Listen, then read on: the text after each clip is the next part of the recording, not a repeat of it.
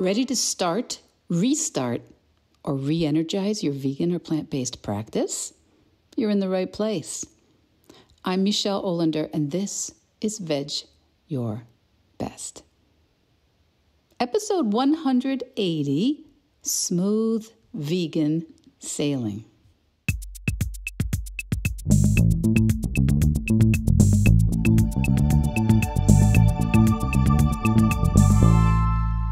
Hi, my Vedge Your Besties. I have been focused and industrious here, keeping myself on course for 2024. And when I was thinking about this morning, I was expressing it to myself a little bit differently. I kept thinking that I was focused on keeping 2024 on course. And that's just funny, right? I'm going to keep this year and all the relevant people, issues, and events that might in any way impact me on course. Sounds like a pretty big ask. It sounds also like a recipe for being overwhelmed, if not actually defeated. So I think this is a mental habit a lot of us fall into. You know, the day went wrong. The week has been a waste. The quarter has been a cluster. You know, the year has not been the one I ordered when I hung up the new calendar in December. And if you heard me recently with Carly Puck on her terrific podcast called Consciously Clueless, Carly mentioned that she liked this analogy I used about sailing. You know, in sailing, you've just got to accept the wind speed. You've just got to accept the direction of the wind along with the currents or the lack of wind and currents. And in sailing, you are seldom, if ever, on any kind of direct course to your destination. You're off course a lot, if not most of the time. But you just keep adjusting. You just keep adjusting. But you can only rationally plan the adjustments you make if you actually know where it is you want to go. And if you're a sailor, that's the art, you know? That's the practice. You adjust your course and your sails to actually get where it is you're going, or at least as close as you can. And you only get good at making those choices of setting your course, the choices of how you trim your sails. You only get good at that if you do it. My dad, who was an enthusiastic sailor, if not the most skilled sailor, used to always laugh about any book he saw called How to Sail. Because you just can't learn to sail from a book. We all understand that, right? And we all understand Mother Nature, she just is. You don't try to change what just is. And 2024, it just is. Nothing I do is going to keep 2024 on course. It's not mine to control. But I think it can still be a very fruitful, positive, useful practice to keep myself on course, to keep redirecting my focus onto what I do. And that's true even when unwanted, unexpected stuff comes up, which, spoiler, it will. For me, for you, for all of us. So if you've been finding some aspect of a vegan or a plant-based practice challenging, if you've been finding it problematic or tiring, it's normal. It's normal. It's not that you need to get another book. You can't learn how to live a vegan lifestyle from a book or a video, just like you can't learn to sail from a book. Now, you can get some good information from it, but sailing is what you do in the real world, in real temperatures, in real wind, seas, and weather. It happens in a real boat that has real sails and lines and with real people who may be aboard and may or may not be enjoying themselves, and in conditions where there are other boats of all sizes out in the harbor or ocean or lake. No day on the water is the same twice.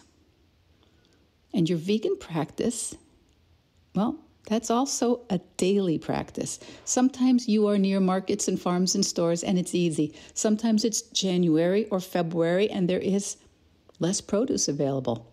And the produce that you see is not as good or more expensive. Sometimes you are in a place where people are, well, in a nice way, I guess you could say that they're less supportive about your vegan choices.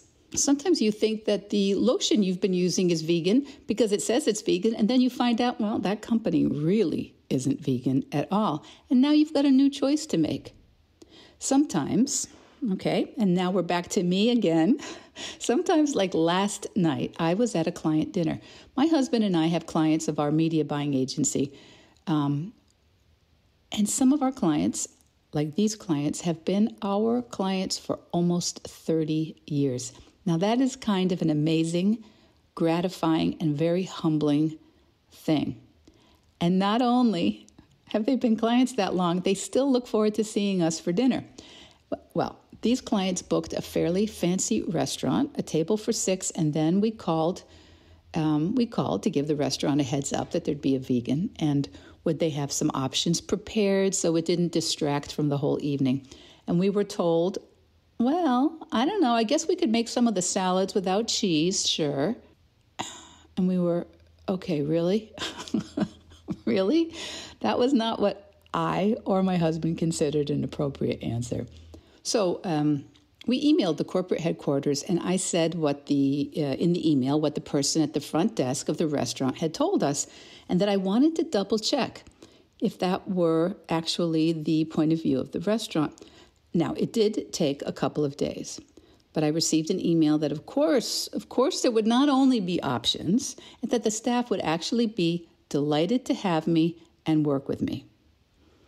So this was last night, and as it turned out, they made me a lovely tomato salad, a gorgeous stir fry with lots of veggies and rice and a sorbet. Now, in the real world, I had choices I could have made when we first got that very curt, yeah, we could take the cheese off the salad type of answer. I could have just said no immediately. I could have said no to that restaurant, or I could have just not gone. I could have let everybody else go and not gone, stayed home last night.